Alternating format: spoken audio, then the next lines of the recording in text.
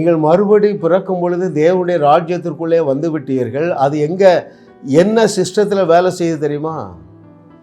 இயற்கைக்கு அப்பாற்பட்ட வாழ்க்கையே இயற்கையான வாழ்க்கை. Super natural is natural in the kingdom of God. அதைத்தான் ஆவியானவர் உங்களோடு பேசிக்கொண்டே இருக்கிறார்.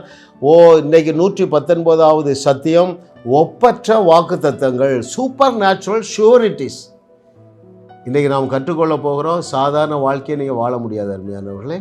ஏன் தெரியுமா? அங்கே 2 கொரிந்தியர் 1வது அதிகாரம் 20வது வசனத்திலே நாம் துவங்குகிறோம். The book of 2 Corinthians chapter 1 verse 20, எங்களால் தேவனுக்கு மகிமை உண்டாகும்படி தேவனுடைய வாக்குத்தத்தங்கள் எல்லாம் இயேசு கிறிஸ்துவுக்குள் ஆம் என்றும் அவருக்குள் ஆமேன் என்றும் இருக்கிறது. Right? It's very important truth the Lord is going to teach us. ஐயா, தேவனுடைய வாக்குத்தத்தங்கள் எல்லாம் எப்படி இருக்குது? சூப்பர் நேச்சுரலாக ஷுவராக இருக்குது. அப்படி நீங்கள் புரிந்து கொள்ளுங்க. ஆமென். தேவனுடைய வாக்குத்தத்தங்கள் உங்களை என்னெல்லாம் சொல்லியிருக்கிறாரு? என்னுடைய சமாதானத்தையே வைத்து விட்டு போறேன்னு இருக்கிறாரு. அது வாக்குத்தத்தங்க. ஆம் என்றும் ஆமேன் என்றும் இருக்கிறது. என்னுடைய சந்தோஷத்தையே கொடுக்கிறேன்றாரு. அது ஆம் என்றும் ஆமேன் என்றும் இருக்கிறது. ஆமேன். உங்களுக்கு என்ன சொல்லி இருக்கிறாரோ அத்தனையும் உறுதியாக இருக்கிறது. ஹல்லேலூயா. பின் ஏன் தேவனுடைய ஜனங்கள் தேவரகமாக வாழாமல் மனித ரகமாக வாழ்ந்து கொண்டிருக்கிறார்?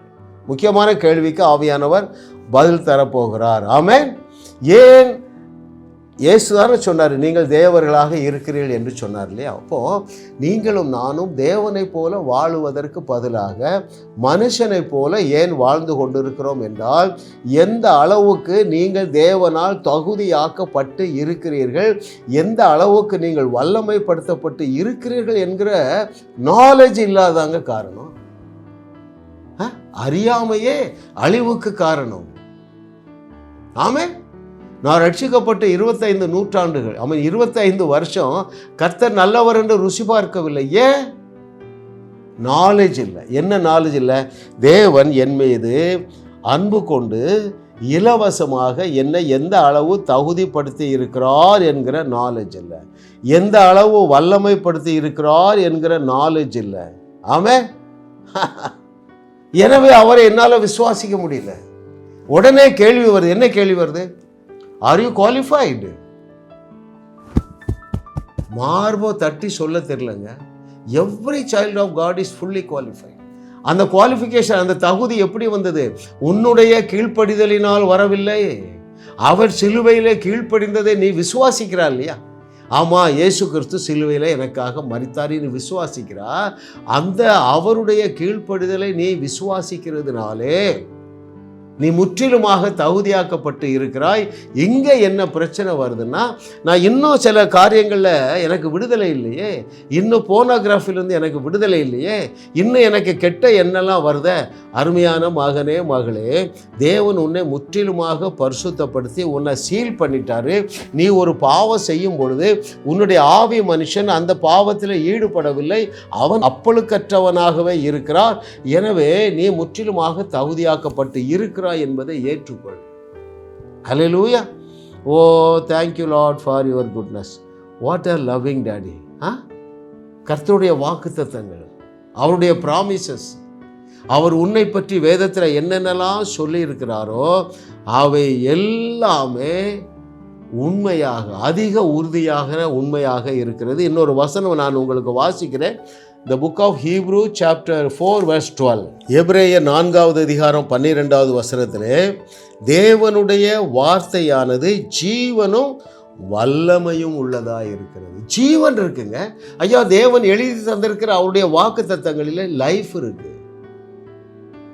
ஆனால் அவ்வளவு வல்லமையான ஜீவனையும் உங்களுடைய அவிசுவாசத்தினாலே அவித்து போட முடியும்.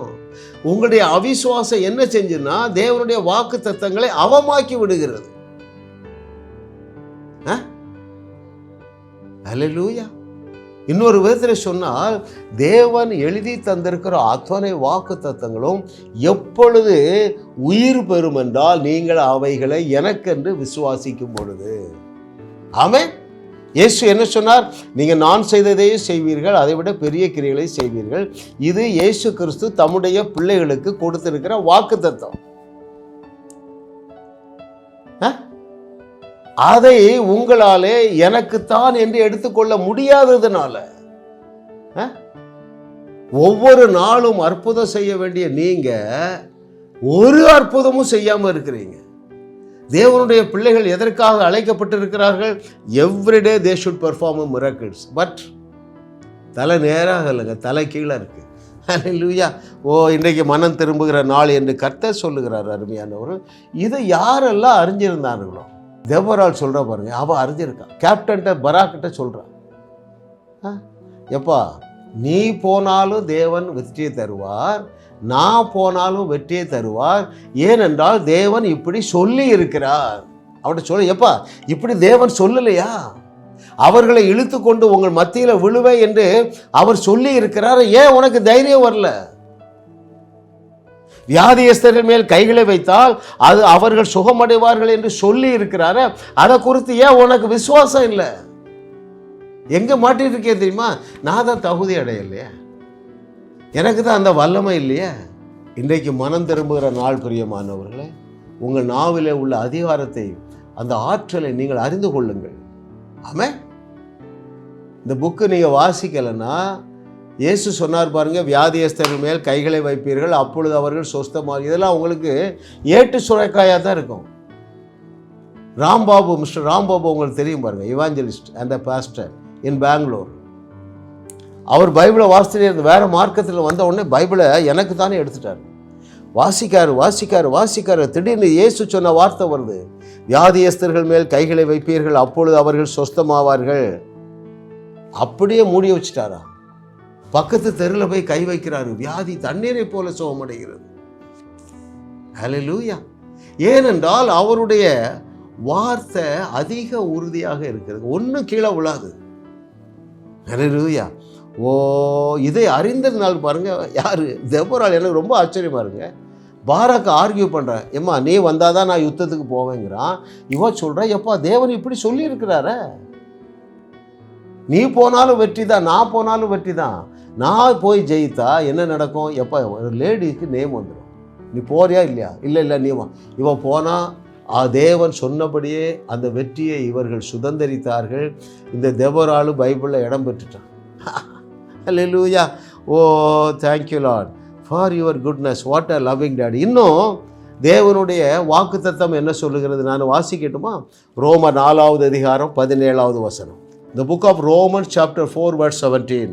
அநேக ஜாதிகளுக்கு உன்னை தகப்பனாக ஏற்படுத்தினேன் என்று எழுதியிருக்கிறபடி அவன் தான் விசுவாசித்தவருமாய் மரித்தோரை உயிர்ப்பித்து இல்லாதவைகளை இருக்கிறவைகளைப் போல அழைக்கிறவருமாய் இருக்கிற தேவனுக்கு முன்பாதாக நம் எல்லாருக்கும் தகப்பனானான்.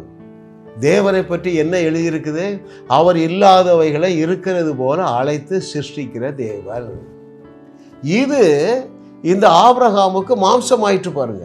எனக்கு ரொம்ப ஆச்சரியமா இருக்குங்க. அவனுக்கு முழு வேத புஸ்தகம் இல்லை, வேத புஸ்தகத்தில் எல்லா இடங்களிலும் நிறைந்திருக்கு. எல்லா புக்கிலையும் சூப்பர் நேச்சுரல் பெர்ஃபார்மன்ஸ். சூப்பர் நேச்சுரலாக தேவன் ஜனங்களை விடுதலை ஆக்குகிறார், சூப்பர் நேச்சுரலாக ப்ரொமோட் பண்ணுறாரு, சூப்பர் நேச்சுரலாக பாதுகாக்கிறாரு. இதெல்லாம் ஆபிரகாம் அறியாமல் இருந்தோம். அவன் என்ன புரிஞ்சிருக்கிறான்? எப்பா நம்ம தேவன் இல்லாதவைகளை இருக்கிறது போல அழைக்கிற தேவன். ஆமென். ஹல்லேலூயா. கர்த்தரை தெய்வமாக கொண்ட நாம் பாக்கியவான்கள். ஏனென்றால் தேவனை போல நீங்களும் இல்லாதவைகளை இருக்கிறது போல அழைத்து அங்கே ஒரு அற்புதத்தை செய்யக்கூடிய ஆற்றலினால் உங்கள் நாவு நிறைந்திருக்கிறதுங்க. அலையுங்க. சமீபத்தில் ஒரு சர்ச்சில் மெசேஜ் கொடுத்த பாருங்களேன், கிட்டத்தட்ட ஒரு 200 பேர் வந்திருந்தாங்க. ஆவியானவர் பேசுகிறார், உன்னிடத்திலிருந்து ஜீவ தண்ணீர் உள்ள நதிகள் போயிட்டே இருக்குப்பா, கட்டவிழ்த்து விடுங்கிறார். அப்போ என்னிடத்திலிருந்து அதை சுகமளிக்கிற வல்லமை ஜீவ தண்ணீராக அங்கே இன்விசிபிள் ரேமில் போயிட்டே இருக்கிறதுனால என்ன சொன்னேன், வியாதியோடு உள்ளவங்க ஒரு வாங்கன்னா ஒரு 10 பேர் வந்தாங்க. நான் கிட்டே போகலை, செக் பண்ணுங்க, உங்கள் வியாதி உங்களை விட்டு போய்விட்டது. ஏனென்றால் இல்லாதவைகளை இருக்கிறது போல அழைக்கிற கலையை நான் ஒரு 10 ஆண்டுகளுக்கு முன்பதாக கற்றுக்கொண்டேன். அது என்ன வெளிச்சத்தை தருது? எப்போ உன்னிடத்திலிருந்து சூப்பர் நேச்சுரல் பவர் போயிட்டே இருக்கு. நான் பேசுனேங்க, அத்தனை பேரையும் தேவன் சுகமாக்கிறார். ஹல்லேலூயா. You are filled with the same power, same amount of power that was within our Lord Jesus Christ. கிறிஸ்துவுக்குள்ளாக எந்த அளவு வல்லமை இருந்ததோ அதே அளவு வல்லமையினால் நீங்கள் அருமையானவர்களே நிரப்பப்பட்டு இருக்கிறீர்கள். Hallelujah. Oh thank you Lord for your goodness. பாருங்கள், மரணத்தில் ஜீவனை உண்டாக்குவது என்னதுங்க? அந்த வாக்குத்தத்தம், வாக்குத்தத்தம், தேவனுடைய வார்த்தை. ஒருவருக்கு 2.5 கோடி ரூபாய் கடன், இல்லாதவைகளை இருக்கிறது போல அழைக்கிறது என்றால் என்ன என்று ஒரு 2 நிமிடங்கள் நான் கற்றுத்தருகிறேன். ஒரு நபரை குறித்து, ஒரு தேவனுடைய பிள்ளைக்கு என்னென்னலாம் ஆசீர்வாதம் சொல்லி இருக்குதோ அதை அத்தனையையும் நீங்கள் பேசுங்க, அத்தனையும் பேசுங்க. இத்தனை மாசத்தில் உங்கள் கடன் நீங்கி விடும் என்று சொல்லுங்கள். அப்பொழுது அங்கே இல்லாத ஒரு ஐஸ்வர்யம் அங்கே வந்து அந்த கடனை அடைத்து விடுகிறது. ரைட்? சமீபத்தில் ஒரு ஸ்திரீ, அங்கிள் நான் நீட்டு தேர்வு எழுத போகிறேன். ஏம்மா நீ தான் உங்கள் கிளாஸில் டாப் ரேங்கு, இல்லாதவைகளை நான் இருக்கிறது போல அழைக்கிறேன். அடுத்தது என்னது? அங்கிள் நீட்டில் டாப் மார்க் வாங்கிட்டேன், அடுத்து என்ன வேணுமா? அங்கே வெள்ளூர் கிறிஸ்டியன் மெடிக்கல் காலேஜில் எனக்கு சீட் வேணும், இயேசுவின் நாமத்தினால. இல்லாத ஃப்ரீ சீட்டை பேசுகிறாங்க, ஃப்ரீ சீட்டில் படித்து கொண்டு இருக்கிறார். நீங்கள் பேசாததுனால அநேகர் வாழாமல் இருக்கிறார்கள். அன்றைக்கு எலிசா மாத்திரம் பேசவில்லை என்றால், இல்லாத செல்வத்தை, இல்லாத பொருட்களை, ஆகாரத்தை அவன் பேசவில்லை என்றால், அநேக குழந்தைகளை மாத்திரமல்ல அநேக பெரியவர்களையும் அறுத்து சாப்பிட்டு இருப்பார்களே. அருமையானவர்களே, யாரால இப்படி தைரியமாக பேச முடியும்?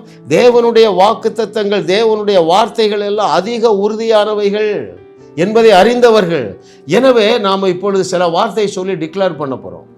நான் சொல்லுவதை நீங்கள் உங்களுக்குள்ளே சொல்லிக் கொள்ளுங்கள். நான் வாக்குத்தத்தத்தின் வாரிசு. சொல்லுங்க, நான் வாக்குத்தத்தத்தின் வாரிசாக இருக்கிறேன். இயற்கை சட்டம் அல்ல, வாக்குத்தத்தம் தான் என் சட்டம். இயற்கையான சூழ்நிலை என்ன இருக்கு? நீங்கள் கடன் வாங்கின நபர்கள் உங்களை ஓட ஓட விரட்டுறாங்க. ஆனால் வாக்குத்தத்தம் என்ன சொல்லுகிறது? நீயோ கடன் வாங்குவதில்லை. இதோட சொல்லுங்க, என்னோட சொல்லுங்க, வாக்குத்தத்தம் தான் என் சட்டம். என் சூழ்நிலையை விட வாக்குத்தத்தம் பெரியது. சொல்லுங்க. சூழ்நிலை என்ன சொல்லுது? ஐயோ நாளைக்கு வீட்டுக்கு வாடகை கொடுக்கணுமே, பிள்ளைக்கு ஃபீஸ் கட்டணுமே, கடன்காரங்க வருவார்களே. ஐயா, இது உங்களுடைய இருக்கிற நிலைமை. இல்லாத நிலைமை என்ன தெரியுமா? நீயோ கடன் வாங்குவதில்லை, அநேக ஜாதிகளுக்கு கடன் கொடுப்பாய். இப்படித்தான் தேவனுடைய ராஜ்யம் செயல்படுகிறது. அருமையானவர்களே, ஆமென். இன்னும் நீங்க என்ன சொல்லலாம்? நான் சொன்னா அது அப்படியே நடக்கும், அது ஒன்று தரையில விழாது. ஏன்? மார்க் 11:23 சொன்னது பவுலோ வேற மனுஷனா இல்லையே, இயேசு அல்லவா சொன்னார். ஜாஸ் மினிஸ்ட்ரிஸ் செய்திகள் மூலமாக நீங்கள் ஆசீர்வதிக்கப்பட்டிருக்கிறீர்கள். நீங்கள் இந்த ஊழியத்தோடு கைகோர்க்கும்படியாக உங்களை அழைக்கிறோம். நீங்கள் காணிக்கை விதைக்கக்கூடிய நல்ல நிலமாக ஜாஸ் மினிஸ்ட்ரிஸ் இருக்கிறது. விசுவாசத்தோடு உற்சாகமாக பெருக விதையுங்கள். தேவன் உங்களை 1000 மடங்கு பெருக செய்வார்.